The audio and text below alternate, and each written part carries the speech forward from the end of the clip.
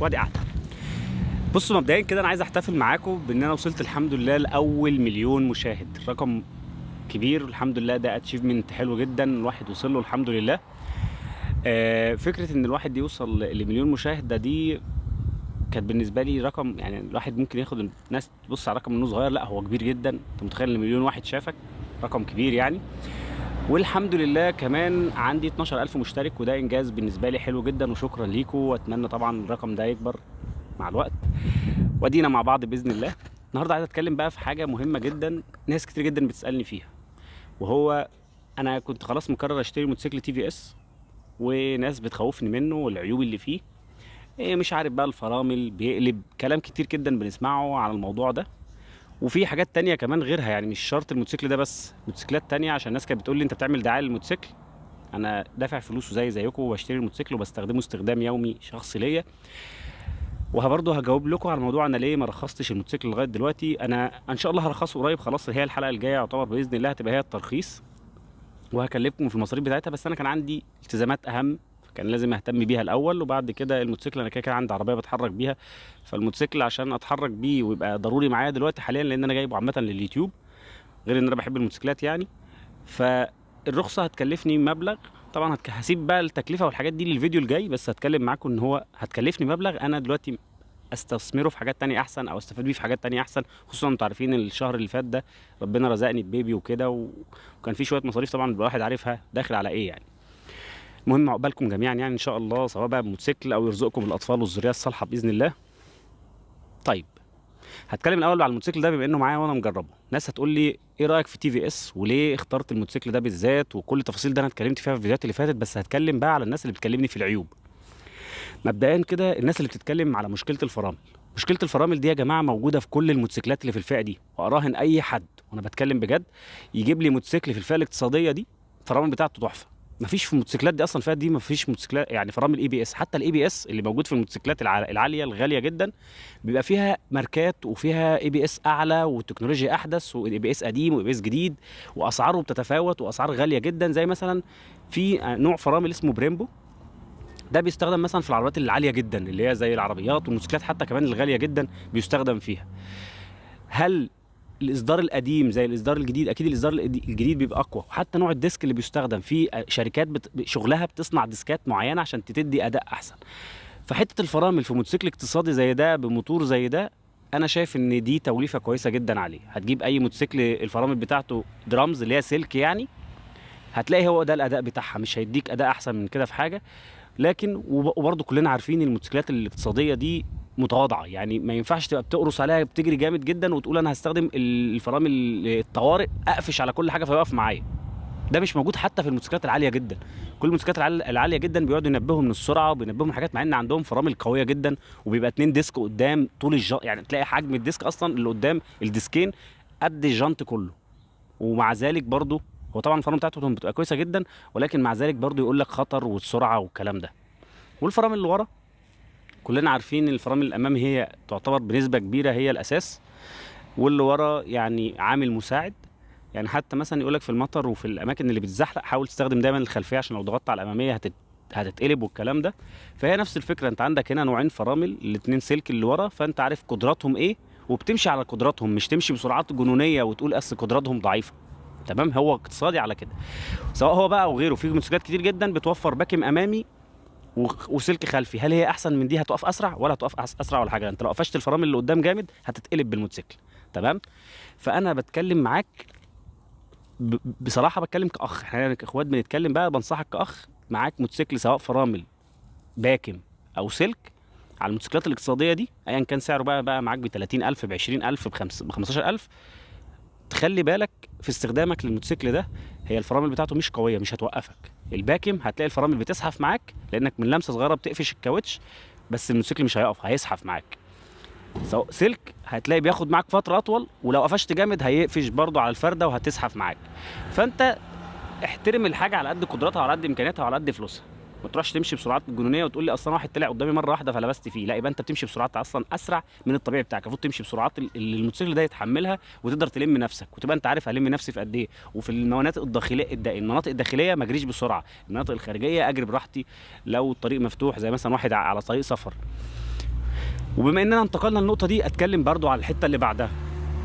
المواتير الصغيره دي سواء بقى تي في اس او غيره، عشان ما بقاش حد بيتكلمني ان انا بتحيز للماركه دي. انا هقول لكم انا ليه برضو، يعني العامل الاساسي اللي انا بتكلم فيه بشكل عقلاني انا اخترت دي ليه. تمام. موضوع المسافه يا جماعه، الموتوسيكلات دي مواتير صغيره، تمام، فمش متوقع منها اداء عالي جدا. فانت لو هتقرص عليها بشكل كبير، سواء سرعه عاليه او قارص على اخر الغيارات في طرق مسافات طويله، انت كده بتهلك الموتور. ثانيا هيسخن منك، الموتوسيكل هيتضرر منك، لان هو مش معمول للمسافات والحاجات الطويله. طيب هتقول لي يا يوسف مش معمول للمسافات الطويله ليه؟ ما هو مش ممكن يروح. ايوه اديك طبعا، انت لو بعجله وعايز تسافر 1000 كيلو هتسافر، بس هل تقدر تمشي تسافر 1000 كيلو بالعجله سواقه متواصله؟ هتتعب. فهو نفس الفكره كده. فانت لو هتمشي بالسرعات الطبيعيه بتاعته مثلا 50 60 70 مسافات طويله، امشي زي ما انت عايز وما تريحش، انت اللي هتتعب، لان الموتوسيكل قعدته برده مش هتبقى زي موتوسيكلات الادفنتشر او التورنج او الكروزر. تمام. فهتضطر انت تتعب، فهتضطر تقف. امشي على السرعات دي وامشي زي المسافه اللي انت عايزها، امشي 1000 كيلو، مش هقول لك لا. طيب يا يوسف سرعه ال 60 دي هتبقى بطيئه جدا، او ال 70 هتبقى بطيئه جدا على المسافات الطويله. تمام. طيب يبقى خلاص بقى الموتوسيكل ده هو ده قدرته، هتمشي على سرعات اعلى من كده، يبقى المسافات قصيره وتريح، مسافات قصيره وتريح. تمام. لكن عايز بقى موتوسيكلات سفر كبيره، يبقى اكيد هتحتاج مواتير اكبر تستحمل القدره على انك تسافر بسرعات عاليه لمسافات طويله. زي بالظبط في السفر، لو واحد بيسافر مثلا بعربيه سوزوكي ماروتي اللي هي الصغيره دي، اللي هي بتبقى 800 سي سي. الله، عايز تطلع معانا الدبانه دي. ماشي. لو سافرت بيها، هل هتعرف تجري على سرعات عاليه؟ هل هتعرف تمشي مسافات طويله جدا بيها وانت قارس على السرعات بتاعتها؟ مش تنفع. فبتحتاج عربيه مثلا زي العربيات اللي بيشتروها التويوتا لاند كروزر الكبيره او العربيات وغيرها، عشان تبقى حلوه للمسافات. فهي نفس الفكره يا جماعه، مواتير الموتوسيكلات. بس طبعا هنا مثلا لو هتعتبر 150 سي سي دي، ده هتعتبرها زي العربيه سوزوكي ماروتي. لو هتروح مثلا لموتوسيكل 500 سي سي 600 سي سي، هتعتبره مثلا زي العربيات اللي احنا بنركبها. بس بغض النظر عن الموتوسيكلات اللي هي الريس، انا بتكلم على اللي هي القدرات العاديه، ال 500 سي سي العاديه، زي سواء كروزر او غيره، او اللي هو الادفنتشر، يعني اللي هو بيبقى واحد سلندر او اتنين سلندر بالكتير، لان الاربعه سلندر على 600 سي سي هتلاقيه بيجري بسرعه برضه. ومع ذلك هتبص تلاقي تقارن الموتوسيكلات اللي بالساعه دي زي العربيات العاديه اللي احنا بنركبها، اللي هي 1600 سي سي و1400 او 1500 سي سي. طيب هتعلى عن كده شويه، هتبدا تحس ان انت راكب كانك عربيه 2000 سي سي او عربيه 6 سلندر 3000 سي سي وغيره، وهكذا من العربيات زي ما بنسمع عن العربيات. فهي نفس الفكره يا جماعه، ما فيش اختلاف. انت بتختار الحاجه، الحجم، الاداء اللي انت هتقوم بيه. طب انا عايز اسافر مسافات طويله، يبقى احترم بقى القدره اللي معايا وامشي على قدها، مش همشي على اكتر منها واقول ده عيب فيها. تمام. طيب ايه يا يوسف اللي خلاك بقى تختار ده؟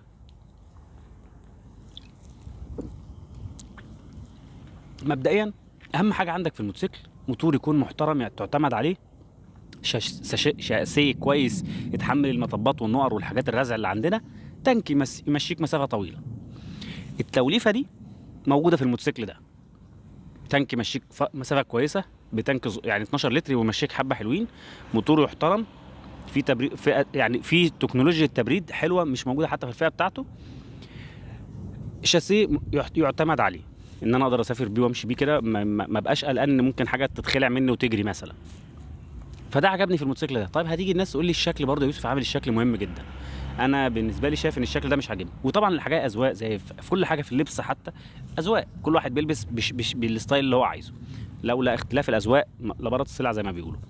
طيب لو انت مش عاجبك الموتوسيكل ده، عندك اختيارات تانية، زي مثلا الموتوسيكلات الاعلى منه هتبقى سعرها اغلى، زي مثلا تي في اس اباتشي اللي هو 160 وال200 اللي هينزل.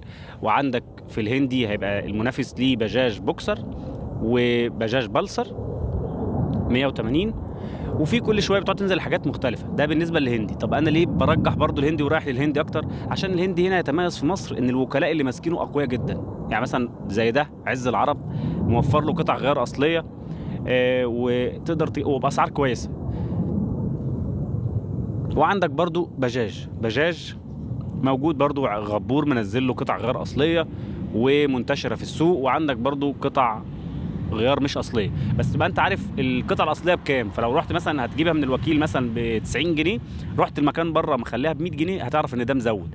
لكن في الموتوسيكلات بقى الصيني، وده العيب القاتل فيها من وجهه نظر انا، للاسف ملهاش قطع غيار اصلي تبقى مطمن ان هي دي الاصل بتاعتها. دي اول حاجه. تاني حاجه، هتروح لو محلين جنب بعض هتلاقي ده بيتكلم في سعر وده بيتكلم في سعر. حتى المحل لو دخلت نفس المحل وقفت مع سيلز هيقول لك ده بسعر كذا، وقفت مع واحد تاني في نفس المحل هيقول لك سعر تاني. فده اللي بيخليني عدم ثقه، بيخليني انا كيوسف، لان انا بتكلم كنفسي، لان انا اشتريت حاجه لنفسي. انت بقى بتحسب الحاجه بدماغك، عارف انت بياع كويس ومضمون اتعامل معاه، مش عارف يبقى تحمل نتيجه اختيار بتاعك اللي انت هتختاره وتبقى قابله على وضعه. يعني مثلا دلوقتي انا اشتريت الموتوسيكل ده، الموتوسيكل اللي انا شاريه ده شكله مش عاجبني مثلا، مع ان انا بالنسبه لي انا ما عنديش مشكله معاه، فشكله مش عاجبني بس مديني الحاجات التانية عجباني، بس انا مرتاح مع الحاجات دي اكتر، يبقى هتغاضى عن الشكل. انت لا، ان الشكل مهم جدا بالنسبه لي، يبقى اروح اجيب الشكل المهم جدا بالنسبه لي ده واتغاضى عن السلبيات التانية. لان الموتوسيكلات الاقتصاديه هي يا جماعه ما هياش الموتوسيكلات اللي هي معموله عشان تديك كل الحاجات اللي انت نفسك فيها. يعني مش هتديك الاداء القوي جامد، مش هتديك الكواليتي العالي، مش هتديك الثبات، مش هتديك قله الفايبريشن، مش هتديك كذا. وهنا انتقل لنقطه الفايبريشن. هل الموتوسيكل ده بيعمل ذبذبات واهتزازات كتيره؟ لا، مقارنه بالموتوسيكلات الاسياخ، واتكلمت في المواتير الاسياخ والكاتينا، هتلاقوها عندي في الفيديوهات عندي وممكن اعرضها لكم هنا. الموتوسيكلات الاسياخ الفايبريشن بتاعها بيعلى، الكاتينا بيبقى احسن.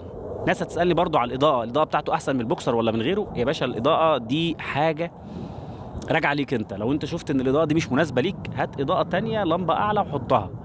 اعلى بمعنى ايه؟ مش تغير في الكيلو وات بتاعها، تجيب لمبه الكواليتي بتاعها اعلى، زي مثلا لمبات بتبقى بنفس الكواليتي، بنفس قصدي الكيلو وات بتاعها، بس بيدي اضاءه اقوى، بس هتلاقي سعرها اغلى شويه. طيب ايه تاني ممكن الواحد يتكلم عنه في الحاجات دي يا جماعه؟ موضوع الفرامل، شرحت موضوع الفرامل وضرب الفرامل، تستخدم الفرامل ازاي، تستغل مثلا اداء الموتور معاك. لما بتسيب البنزين بتلاقي الموتور بيلم نفسه، وتبدا هنا تدوس، ما تجيش ناحيه الدبرياج وتدوس فرامل قدام وورا، هتساعدك اسرع في ان الموتوسيكل يقف، وبعد كده تلم الدبرياج وترجع للغيار اللي انت عايز ترجع ليه المناسب. فانا يهمني وانت راح تشتري موتوسيكل تبقى عارف الفلوس اللي انت دافعها دي دافعها هتديك مقابلها ايه. وانا متاكد ان كل الموتوسيكلات اللي في الفئه دي، سواء بقى مغلي شويه الراجل او بنفس السعر بتاعه الكويس او سعره مناسب او نزل عليه عرض، كل الحاجات دي، كل الموتوسيكلات اللي في الفئه دي مقابل سعرها تحترم جدا. سواء بقى واحد، في ناس بتبقى فاتحه بيوتها بالحاجات دي على فكره، بيدخل اكل وشرب وحياته البيت وعايش بالحاجات دي مقابل المبلغ اللي هو دفعه، في حين المبلغ ده انت ممكن تشتري بيه موبايل مش هيفيدك في حاجه.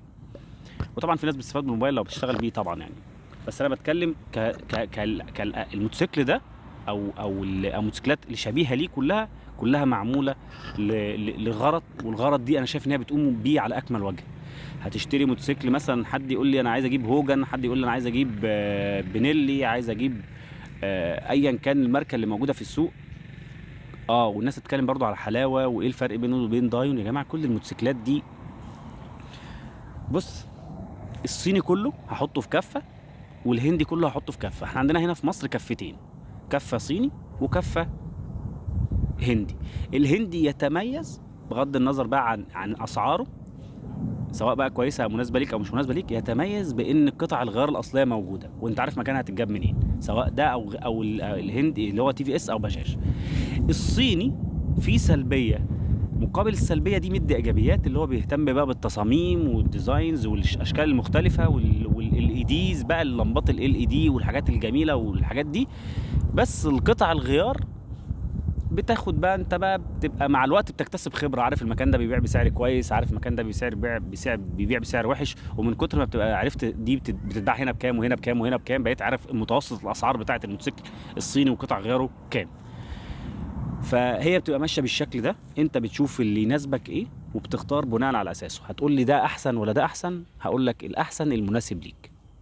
سيبكوا بقى من كلمه اللي هو كل واحد يقعد يطلع في الموتوسيكل عيوب. صدقني هتسمع في ده عيوب، وهتسمع في كل موتوسيكل هتروح تشتريه هتلاقي يطلع لك برضه واحد يقعد يقول لك فيه عيوب. فسيبك من كلام الناس، انت هتشتري الموتوسيكل وبتتقبله بكل الحاجات المميزات اللي فيه والعيوب اللي فيه. والموتوسيكلات دي كلها اكيد مش خاليه من العيوب لانها موتوسيكلات اقتصاديه، ولكن مقابل العيوب اللي بتديها لك بيديك حاجات تانية انت محتاجها. انا بالنسبه لي بحب الامان، وهنا اللي خلاني اختار الموتوسيكل ده. يوسف انت اخترت الموتوسيكل ده ليه؟ اشمعنى الموتوسيكل ده بالذات؟ اخترته علشان انا عندك هنا كل الموتوسيكلات اللي في مصر معظمها هيكلمك في الضمان بتاعه 6000 كيلو لمده سنه بس. انا كيوسف محتاج الموتوسيكل ده هعمل بيها تريب فسحه، يعني لفه كده طويله، طور طويله هعملها، هتحتاج مني حوالي 24000 كيلو. فانا لو الموتوسيكل مثلا قعد معايا 6000 كيلو ما عنديش مشاكل فيه، لان انت عندك العيب اللي في الموتوسيكل بحاجه من الاثنين في الموتور ده يتضرروا، يا اما عيب استخدام سوء استخدام او عيب صناعه. طب عيب الصناعه عدى ال 6000 كيلو وما اكتشفتهاش، مع ان المفروض ان هو تكتشفها ان شاء الله في 6000 كيلو لو في عيب صناعه، ولكن يا سيدي على حظك انت جه بعد ال 6000 كيلو بشويه باظ منك الموتور، هتعمل ايه؟ هتتكفل انت بتصليحه، تمام؟ حتى لو انت ماشي بيه كويس ومراعي صيانتك وحاجات دي ومراعي الموتوسيكل بتاعك. فهنا بيحصل ايه؟ انا دلوقتي بقوم عامل ايه؟ انا الموتوسيكل ده بتاعي لقيت مثلا امكانياته بشكل معين وقدراته بشكل معينه ماشيين ال 24000 كيلو، والله اكتشفت ان في مشكله في الموتور بعد 20000 كيلو، يا باشا هروح التوكيل كذا. ليه؟ لان هي يتميز بالضمان بتاعه. فهنا انا ما بعملش دعايه للموتوسيكل، الموتوسيكل عامل دعايه لنفسه. انت معاك موتوسيكل ضمانه 30000 كيلو، ضمان بالنسبه لي سيبك بقى. الناس تقول لك اصل الضمان مش هيبقى على الكاوتش، ما هو الكاوتش ملوش ضمان. انت عندك الكاوتش ده ليه عمر افتراضي، باظ اترمي.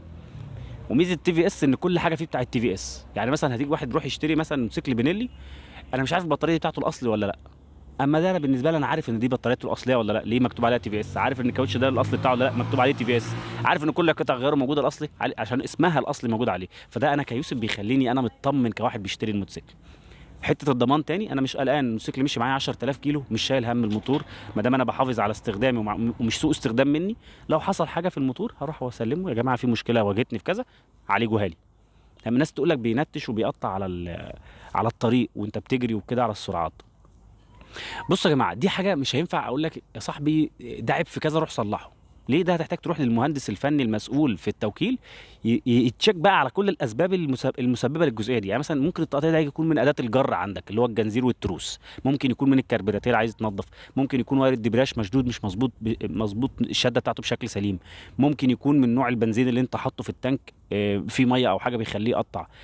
ليه؟ في اسباب كتير. حتى يا راجل يا طيب التنتيشه دي ممكن تكون اسمه ايه ده يا ربي، كان حساب تاني كده كهرباء.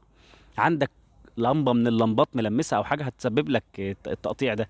فحته ان انت يا يوسف تيجي تسالني ايه مشكله التقطيع، هو ده مش عيب، هو هتحتاج تروح لحد فاهم يدور على المشكله فين ويصلحها، مش هتقابلك تاني. فده يبقى ده مش عيب.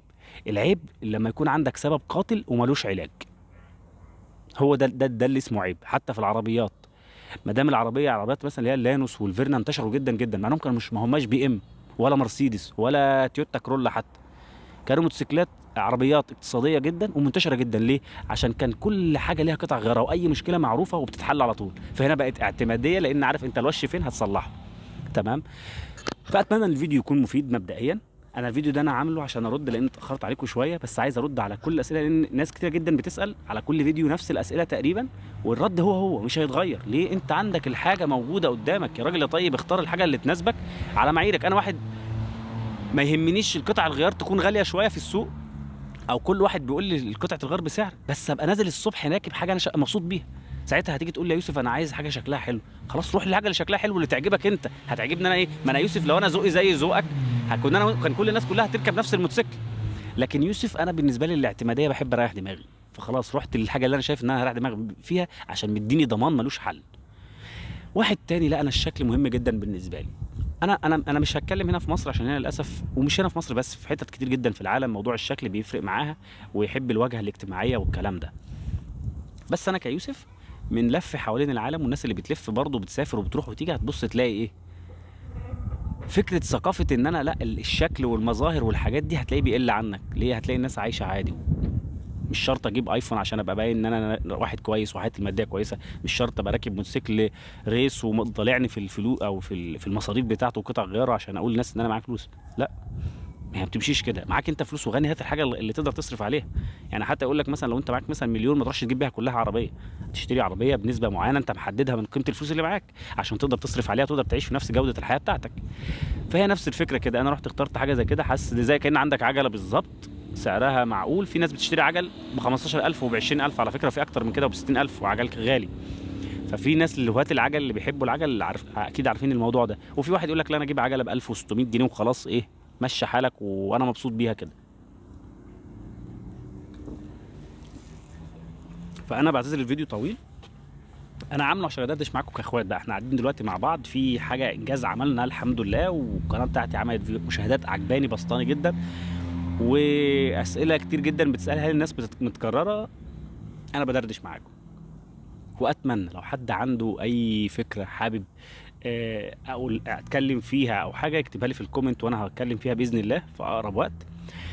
مهم، هنهي بقى الفيديو دلوقتي واستنى الكومنتس بتاعتكم، في الفيديوهات، واشوفكم طبعا الفيديوهات الجايه باذن الله على خير، واتمنى تشترك في القناه وتعمل لايك لو الفيديو عجبك، واشوفكم دايما معايا كده، والشله بتاعتنا تكبر، بتبقى اكبر من موضوع ان هي 12000 وكده، واوصل لل 100000 والارقام الجميله دي.